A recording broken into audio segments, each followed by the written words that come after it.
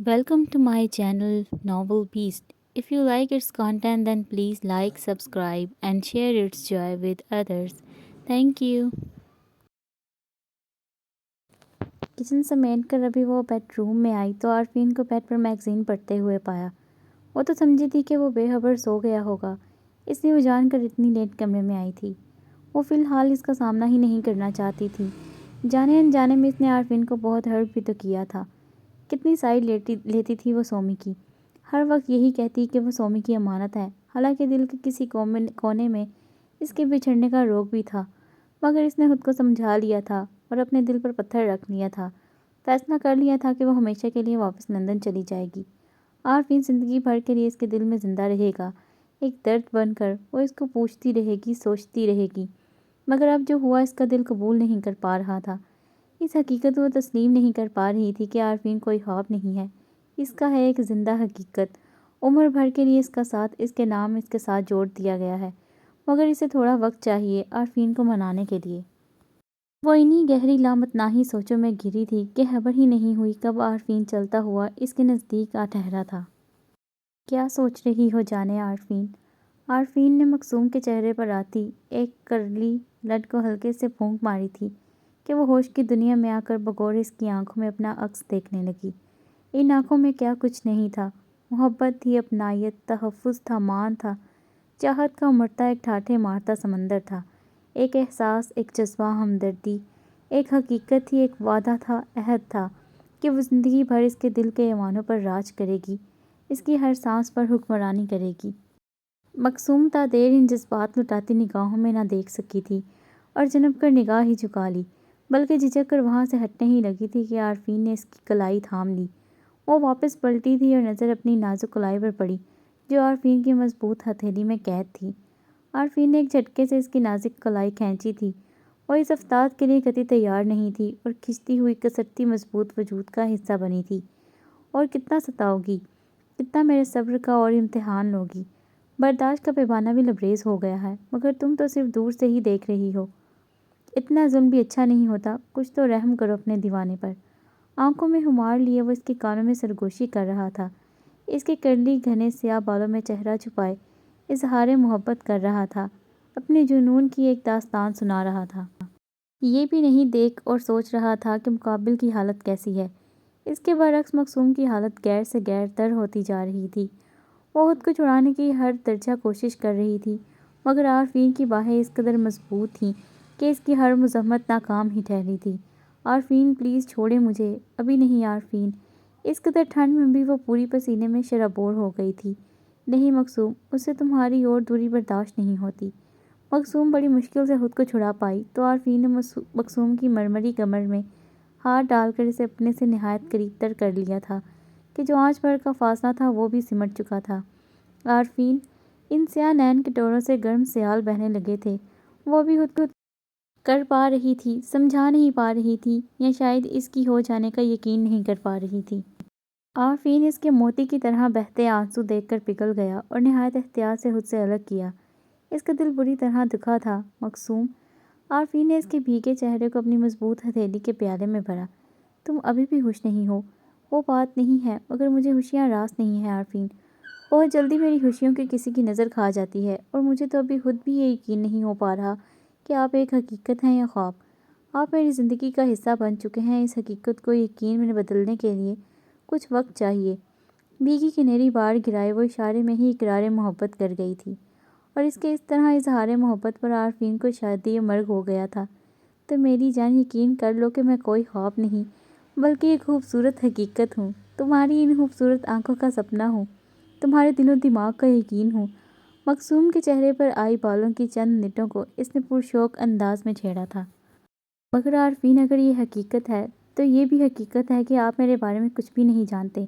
मैं कौन हूँ, लंदन से यहाँ क्यों आई हूँ, मेरा माजी, मेरा गुजरा एक एक पल कैसा है, आपको ये सब जानना चाहिए आरफीन। मकसूम ने बेहतियार इसकी दोनों हथेलियों की पुष्ट पर हाथ रखा था जो अभी भी इसके चेहरे पर थे। बस इतनी सी परेशानी है। आरफीन ने चाहत से इन स्याह आंखों में झांका। तो मेरी जान, तुम कौन हो, तुम्हारा गुजरा पल, तुम्हारा माजी क्या था? मुझे इन सब से कोई सरोकार नहीं है। मैं बस इतना जानता हूँ कि तुम मेरा आज हो, तुम मेरे लिए बहुत कीमती हो, جو میرے دل کے ایوانوں پر حکومت کرتی ہے، جس کی میں پرستش کرتا ہوں، جسے میں پاگلوں کی طرح چاہتا ہوں، دیوانوں کی طرح پیار کرتا ہوں اور بے انتہا محبت کرتا ہوں، اور جسے محبت کی جائے ان کی آنکھوں میں آنسو برداشت نہیں کرتے۔ عارفین نے نہایت محبت سے اس کے رخسار پر بہتے آنسو صاف کیے، لیکن عارفین نے اس کے پنک کپکپاتے لبوں پر اپنی شہادت کی انگلی رکھی۔ کچھ مت بولو، بس ان لمحوں کو محسوس کرو، ان ساعتوں کو سنو کہ یہ کیا کہانی سنا رہی ہیں۔ یہ کہہ رہی ہیں کہ تمہارا ساتھ میری زندگی کو بہت خوبصورت بنا گیا ہے، مجھے مکمل کر دیا ہے تمہارے وجود نے۔ وہ پھر سے کہنے لگا، آنکھوں میں خمار تھا، لب و لہجے میں اس کو پانے کا نشہ تھا، خوشی تھی۔ چہرے پر الوہی چمک لیے وہ اس پر جھکا تھا کہ مقصوم ایک جھٹکے سے اس سے پیچھے ہوئی اور پیچھے کھڑی مضبوط دیوار سے لگی تھی۔ عارفین نے پرشوق نگاہوں سے اسے دیکھا، ڈری سہمی وہ کوئی خوفزدہ چڑیا لگ رہی تھی، گھبرائی ہوئی ہرنی جسے شکاری اپنے جال میں جکڑ کے سفید گھوڑے پر اٹھا کے لے جائے گا، مگر مقابل بھی عارفین تھا جسے اپنے نفس پر، اپنے اعصاب پر بھرپور کنٹرول حاصل تھا۔ اس کا حصول تو پہلے ہی مشکل نہیں تھا اور اب بھی نہیں رہا، مگر مقصوم کے اعتماد پر اس کی انا پر ضرب لگا کر اسے پانا نہیں چاہتا تھا، اور ان سیاہ آنکھوں میں ڈر و خوف، چہرے پر کچھ کھونے کا سایہ نہیں دیکھنا چاہتا تھا۔ وہ ان آنکھوں میں اس کے لیے محبت اور چاہت کے دیپ جلے دیکھنا چاہتا تھا، چہرے پر اسے پانے کی خوشیوں کی چمک دیکھنا چاہتا تھا، پورے اعتماد دیکھنا چاہتا تھا، کمزور نہیں۔ عارفین آگے بڑھا اور دونوں ہاتھ اس کے دائیں بائیں ٹکا کر اس پر تھوڑا جھکا، ان سیاہ خوفزدہ آنکھوں میں جھانکنے لگا جہاں اسے اپنا ہی عکس مسکراتا ہوا نظر آ رہا تھا۔ اٹس اوکے جہاں، اتنا صبر، اتنا برداشت کیا، تمہاری فرقت اور رفاقت کے لیے تھوڑا اور سہی، مگر خدارا انتظار اتنا طویل مت رکھنا ورنہ تمہارا یہ دیوانہ کہیں اپنی جان سے ہاتھ نہ دھو بیٹھے، خدا نہ کرے۔ بے ساتھ ہی مقصوم نے اس کے ہلتے لبوں پر ہاتھ رکھا۔ اس کے اس جملے پر اس کا دل سہم کر سکڑا تھا اور پھر خود ہی اپنی بے ساختگی پر بری طرح جھنپ کر رہ گئی۔ ہاتھ ہٹا ہی رہی تھی کہ عارفین نے فوراً اس کا ہاتھ پکڑا تھا اور آہستگی سے اپنے لبوں کے قریب کر کے اس پر اپنے دہکتے لب رکھ دیے۔ Good night. اس کا گال تھپ تھپا کے وہ وہاں سے ہٹتا چلا گیا اور واپس بیڈ پر کمبل اوڑھے سونے کی تیاری کرنے لگا۔ مقصوم نے سہمی سہمی نظروں سے عارفین کو دیکھا اور اپنی بے پناہ شور مچاتی دھڑکنوں پر قابو پایا، رکتی سانسوں کو بحال کیا اور آہستہ آہستہ چلتی ہوئی بیڈ کی دوسری سائڈ پر آ کر بالکل کونے پر لیٹ گئی تھی۔ آنکھوں سے نیند تو کوسوں دور تھی، مگر جب بھی آنکھیں بند کرتی عارفین کو شوق سے مسکراتا چہرہ جھلملانے لگتا تو پنک ہونٹوں پر خود بخود مسکراہٹ رینگنے لگتی تھی۔ زالے اپنے بیڈ روم میں اداس و افسردہ بیٹھی تھی، اجڑے بال، بکھری حالت، جو جانے کب سے ایسی ہی تھی۔ ملگجے سے شکن آلود کپڑے تھے جو کوئی ایک ہفتے سے اس کے جسم کی زینت بنے ہوئے تھے۔ خود سے بے خبر بیگانہ وہ سامنے کھیلتے رضا کو کھلونے سے کھیلتا دیکھ رہی تھی۔ ارشد اس کے روم میں آیا تو اسے ایسی اجڑی حالت، بکھری حالت میں دیکھ کر اس کے دل کو زور سے دھکا لگا۔ کس قدر ہون ہوا تھا اس کا دل کہ اس کا خدا ہی جانتا تھا۔ اس کی چھوٹی سی پیاری اکلوتی بہن نے کتنے غم اٹھائے، درد سہے، تکلیفوں سے چور چور ہو گئی، سب کچھ اندر ہی اندر برداشت کرتی چلی گئی۔ اوپر سے ارشد کی جذباتیات نے اس کا رہا سہا سکون بھی چھین لیا، اسے برباد کرنے میں کوئی کسر نہیں اٹھا رکھی۔ جسے وہ جانے کا دعویٰ بڑے اعتماد سے کرتا تھا، اصل میں وہ اسے بالکل نہیں جانتا تھا۔ اس کے دل میں جھانک کر یہ نہیں دیکھ سکا کہ وہ صرف اور صرف زرمل سے پیار کرتی تھی، اسے بے انتہا چاہتی تھی، اور وہ اس کا سگا بھائی کتنے عراب سے اس کا گھر بگاڑنے چلا تھا، یہ سوچے سمجھے بغیر کہ اگر خدا نخواستہ زرمل نے اسے جذبات کی رو میں بہہ کر طلاق دے بھی دی تو شاید وہ اس وقت مر جاتی، اس کی سانسیں رک جاتی۔ ارشد اپنے کیے پر جتنا شرمندہ ہوتا کم تھا، وہ پچھتا رہا تھا اپنی بہن زالے اور بھائی جیسے دوست زرمل کے ساتھ ایسا بدترین اور گھٹیا سلوک کر کے، مگر ابھی بھی کچھ نہیں بگڑا تھا، وہ حالات کو سنبھال سکتا تھا، اپنی بہن کی زندگی خوشیوں بھری رعنائیاں اسے دے گا، وہ اس کا گھر آباد کرے گا، اپنی غلطی کا مداوع کرے گا۔ زالے، ارشد نے دھیرے سے آواز دی تھی، مگر وہ وہاں ہوتی تو جواب دیتی نہ۔ اس کا پورا وجود، اس کا دھیان، اس کی سوچ کے تانے بانے تو صرف اور صرف زرمل کے ارد گرد ہی گردش کر رہے تھے۔ ارشد چلتا ہوا آیا اور اس کے پاس آ ٹھہرا۔ زالے بیٹا، اس نے زالے کے سر پر دستِ شفقت رکھا۔ ڈرائنگ روم میں آسیہ اور فہیم احمد صوفے پر براجمان شام کی چائے پی رہے تھے۔ دونوں کی نظر ان پر پڑی تھی، بلکہ آسیہ تو اپنے چائے کا کپ رکھ کے کھڑی ہو کر جانے بھی لگی تھی، مگر فہیم احمد نے اشارے سے انہیں روک دیا۔ زرمل پھر نہ نکال دے اپنے کمرے سے زالے کو، اور پھر ارشد بھی ساتھ ہے، معاملہ مزید نہ بگڑ جائے۔ ان کے دل کا ڈر چہرے پر بہت واضح تھا۔ کچھ دیر رک جاؤ پھر دیکھتے ہیں، انہوں نے سنجیدہ انداز میں کہا اور چائے کا کپ ٹیبل پر رکھے ٹی وی آن کر کے بزنس نیوز سننے لگے تھے۔ آسیہ نے بے بسی سے فہیم احمد کو ایک نظر دیکھا اور واپس صوفے پر بیٹھ گئے، مگر ان کا دل و دماغ، ان کی نظریں سب زرمل کے بیڈ روم میں تھیں۔ زرمل بیک گراؤنڈ سے ٹیک لگائے میگزین دیکھ رہا تھا۔ زرمل، ارشد نے ہولے سے پکارا تھا۔ زرمل نے میگزین سے نظریں ہٹا کر اوپر کی سمت نظریں اٹھائیں۔ سامنے ارشد کھڑا تھا جس کی گود میں رضا تھا اور برابر میں زالے کھڑی تھی جس کی نگاہیں نیچے کارپٹ پر گڑی ہوئی تھیں۔ زرمل نے زالے کو بری طرح نظر انداز کیا اور ہاتھ ارشد کی گود میں رضا کی طرف بڑھایا تھا۔ وہ کلکاریاں بھرتا ہوا ارشد کی گود سے چکتا زرمل کی طرف آیا۔ ارشد نے بغور زرمل کو نوٹ کیا تھا، نظر اٹھا کے بھی نہیں دیکھا تھا۔ ارشد نے بالکل برا نہیں منایا تھا۔ زرمل رضا کو پیار کرتے۔ زرمل نے ارشد کو دیکھا تھا۔ ہاں ارشد بولو۔ زرمل، میں زالے کو یہاں چھوڑنے آیا ہوں۔ زرمل نے ایک خاموش نگاہ ارشد پر ڈالی اور پھر برابر میں کھڑی زالے پر ایک عام سی نظر ڈالنے کے بعد رضا سے بات کرنے میں مصروف ہو گیا، جیسے اس سے زیادہ اہم کام اس کی زندگی کا کوئی ہے ہی نہیں۔ اور یہ زرمل کی خاموشی اور مصروفیات ارشد کو بہت محسوس ہوئی تھی، بلکہ اپنی غلطی پر مزید پشیمانی بھی ہوئی تھی۔ مگر ارشد نے اپنی ساری ہمتیں جمع کر کے ایک بار پھر پکارا تھا۔ زرمل، ارشد کے لہجے میں جانے ایسی کیا بات تھی کہ رضا سے بات کرتے ہوئے زرمل نے پھر سے نظر اٹھا کے دیکھا تھا۔ آہستہ سے پوچھا تھا۔ زرمل، ابھی بھی مجھ سے ناراض ہو؟ معاف نہیں کرو گے میری بے وقوفیوں کو؟ ارشد اس کے پاس ہی بیٹھ گیا اور اس کا پٹیوں میں جکڑا ہاتھ تھام گیا تھا۔ نہیں یار، ایسی کوئی بات نہیں، اپنے دل میں کوئی برا خیال مت لاؤ۔ میں ہوا سو ہوا، جو کچھ گزر گیا اس پر پچھتانا کیا؟ میرے دل میں تمہارے لیے کوئی ناراضگی نہیں ہے۔ زرمل نے مسکرا کر اسے دیکھا۔ اس کے لب و لہجے کی نرماہٹ سے صاف ظاہر تھا کہ وہ ارشد سے قطعی ناراض نہیں۔ اور زالے یہاں رہ سکتی ہے؟ ارشد خود کو مجرم سمجھ رہا تھا۔ ابھی بھی ایک دکھ بھری نظر اس نے زالے پر ڈال کر زرمل کو دیکھا تھا۔ زرمل نے زالے پر ایک سرسری سی نظر ڈالی۔ اس ایک سرسری سی نظر میں زالے کے اجڑے ہوئے حلیے کا جائزہ لیا تھا۔ مجھے کوئی اعتراض نہیں ہے۔ وہ چاہتا تو منع کر دیتا جیسے اس دن اپنے بیڈ روم سے نکالا تھا۔ آج وہ ابھی بھی نکل جانے کو کہہ دیتا، مگر ارشد جس آس اور امید سے پوچھ رہا تھا، بلکہ اس کے انداز میں جو التجا تھی، صرف اسی کی خاطر وہ منع نہیں کر سکا۔ تھینکس زرمل۔ ارشد نے ایک سکون کا سانس لیا تھا۔ اس کے چہرے پر خوشی سی دمکنے لگی۔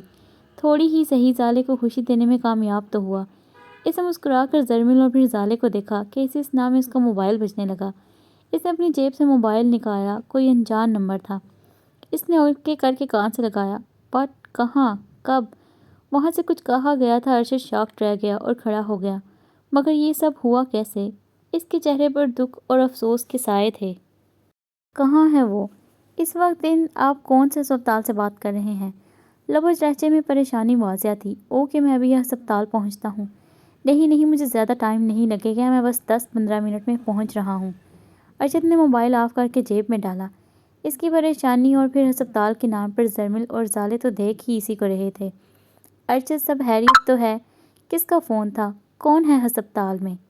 ہسپتال سے فون تھا، وہاں ڈاکٹر کا۔ میرے فرینڈ حسن بری طرح سے ایکسیڈنٹ ہوا ہے، کنڈیشن بہت سیریس ہے، مجھے وہاں فوری پہنچنا ہے۔ ارشد پریشانی کے عالم میں جانے لگا تھا کہ زرمل نے پیچھے سے آواز دی۔ ارشد نے پلٹ کر دیکھا تھا۔ Drive carefully. ارشد صرف سر ہلا کے رہ گیا۔ ارشد کے جانے کے بعد اس نے ایک نگاہ غلط انداز بھی اس پر نہیں ڈالی تھی، جیسے کوئی بڑا گناہ سرزد ہو جائے گا، اور پھر رضا کی معصوم شرارتوں اور کلکاریوں کو سننے لگا تھا۔ زالے کو زرمل کے اس انداز پر، اس برتاؤ پر تکلیف تو بہت پہنچی، مگر کیا کر سکتے ہیں؟ یہ درد، یہ تکلیف تو اس کا اپنا ہی لیا ہوا تھا۔ برداشت کرنا پڑے گا، یہ سب سہنا پڑے گا۔ وہ ایک نظر باپ بیٹے پر ڈال کر وہاں سے ہٹی اور دور صوفے پر جا کر بیٹھ گئی تھی، مگر پھر بھی زرمل نے کوئی توجہ نہیں دی۔ چلو اتنا ہی بہت ہے، فی الحال اس نے اپنے بیڈ روم میں جگہ دے دی۔ اب یہی ہونے لگا تھا۔ حنین کو لاروش کے ہاتھ کا برگر کیا پسند آیا۔ وہ ہر روز لاروش سے نئی ڈشز بنواتا، کبھی برگر، کبھی زنگر برگر، پیزا، چاہے وہ کوئی سا بھی ہو، French fries, Italian food, Chinese food, شام کی چائے یا کافی، اسنیکس، نوڈلز، میکرونی تو اسے ضرور چاہیے ہوتا تھا۔ کبھی کبھی تو لاروش چڑ بھی جاتی اور کبھی خوشگوار حیرت بھی ہوتی۔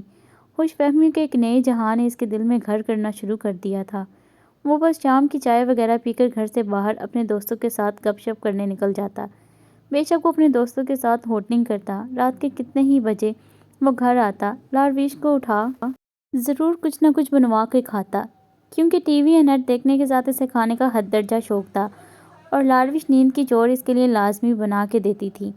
بی بی جان بے خبر سو رہی ہوتی تھی جب وہ اسے اٹھانے آتا۔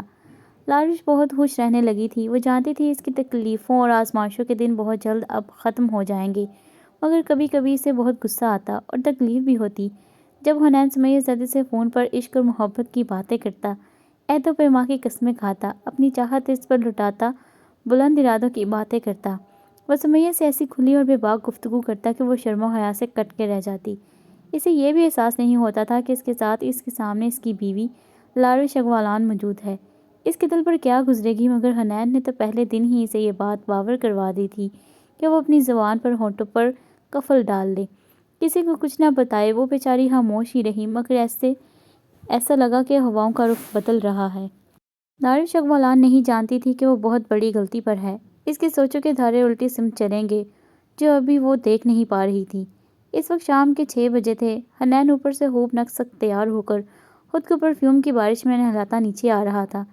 لارویش مغرب کی نماز پڑھ کر بی جان کے کمرے میں جا رہی تھی کہ تیز خوشبوؤں کے جھونکے نے اس کو اپنی لپیٹ میں لے لیا۔ اس نے نظر اٹھا کے دیکھا تھا، بلیک جینز پر ریڈ فٹنگ کی ٹی شرٹ اس کی گوری رنگت پر خوب کھل رہی تھی۔ وہ ڈیشنگ اور ہینڈسم سا خوبصورت سا حنین آفریدی اس کی قسمت تھا۔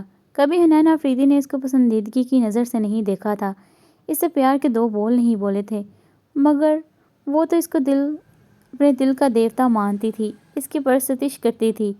حنین اس کی آتی جاتی سانسوں میں مہکتا تھا۔ خوشبوؤں کی طرح وہ اس کے گرد حصار بن کے رہتا۔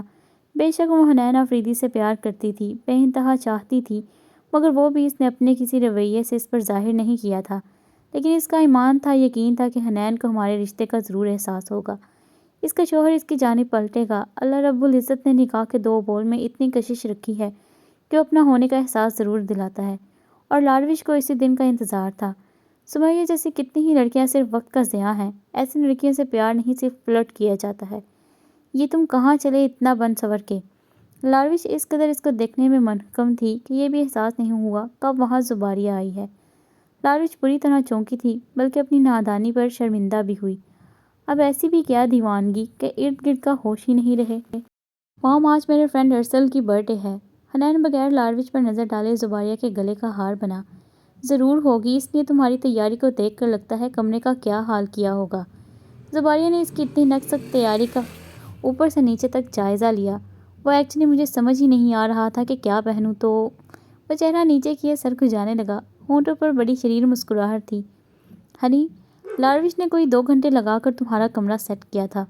زباریہ نے حنین آفریدی کا ہاتھ اپنے کندھے سے ہٹایا تھا، انداز سے ناراضگی صاف ظاہر تھی۔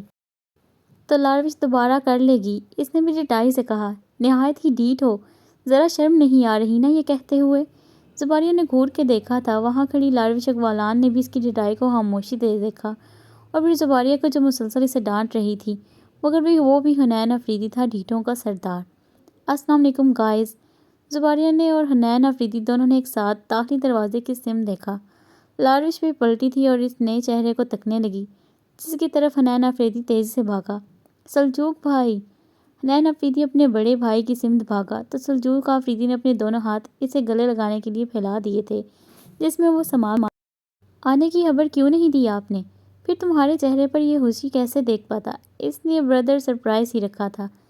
سلجوق آفریدی نے مسکراتے ہوئے اپنے چھوٹے چہیتے بھائی کو دیکھا، اور پھر دونوں ایک ساتھ زباریہ کی سمت بڑھے۔ کیسی ہیں مما آپ؟ ٹھیک ہوں، تم سناؤ کیسے ہو؟ زباریہ نے محبت سے اپنے بہادر فوجی بیٹے کو دیکھا، جس کے مضبوط چوڑے وجود پر فوجی وردی بہت جچ رہی تھی۔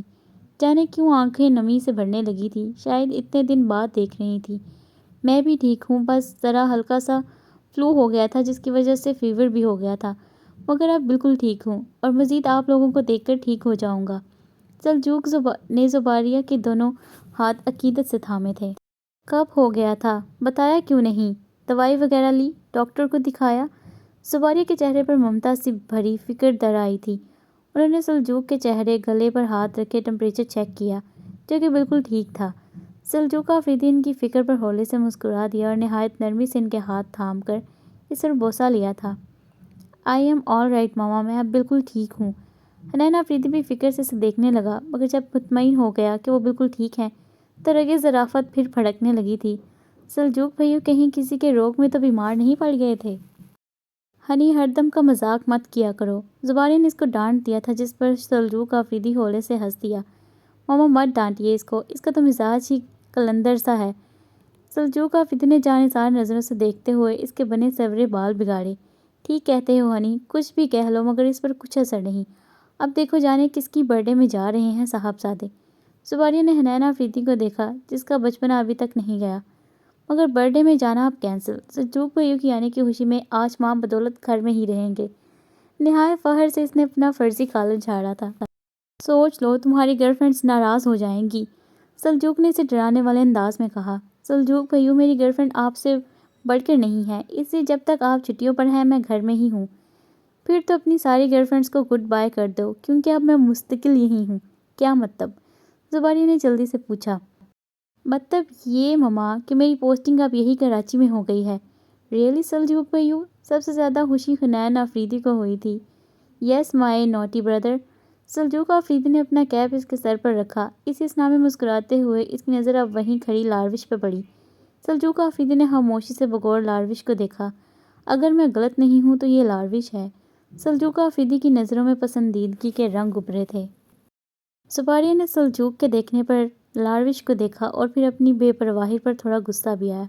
ارے دیکھو ذرا، تمہارے آنے کی خوشی میں اپنی اتنی پیاری سی بیٹی کو بالکل ہی نظر انداز کر گئی۔ زبانی آگے بڑھی اور لاروش اقبالان کو خود سے لگایا۔ سلجوق، آپ نے بالکل ٹھیک پہچانا، یہ لاروش ہے، میری بہت ہی پیاری سی بیٹی۔ سلجوق آفریدی کے دیکھنے پر لاروش اقبالان نے سلام کیا۔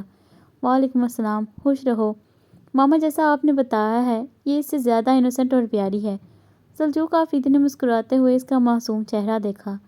لاروش اقبالان سلجوق آفریدی کے دیکھنے پر اور پھر اس کی تعریف پر جنب کر رہ گئی، بلکہ جانے کی وہ ایک چور سی نظریں حنین آفریدی پر بھی ڈالی تھی، جس کی موجودگی میں ہی وہ خود کو محفوظ سمجھتی تھی۔ اور آپ کی پیاری سی بیٹی آج ڈنر میں کیا کھلا رہی ہے؟ حنین آفریدی نے اپنے جانے کا ارادہ کینسل کر دیا تھا۔ تمہیں تو بس کھانے ہی کی سوچتی ہے، اور آج میری بیٹی کھانا نہیں بنائے گی، آج کی ساری ڈشز خان سامہ بنائے گا۔ زبانی نے قطعی طور پر انکار کر دیا تھا آج لاروش کو کچن میں کام کرنے سے۔ نو مام، مجھ سے نہیں کھایا جائے گا۔ حنین نے برا سا منہ بنایا تھا، جس پر سلجوق آفریدی مسکرا دیا۔ اینڈ بائی دا وے، آپ تو شاید اس قدر بن سور کر کہیں جا رہے تھے۔ سلجوق آفریدی نے اپنے پیارے چہیتے بھائی کو محبت سے دیکھا۔ جا تو رہا تھا، مگر اب آپ کے آنے کی خوشی میں کینسل ہو گیا ہے۔ سوچ لو، تمہاری گرل فرینڈز ناراض ہو جائیں گی۔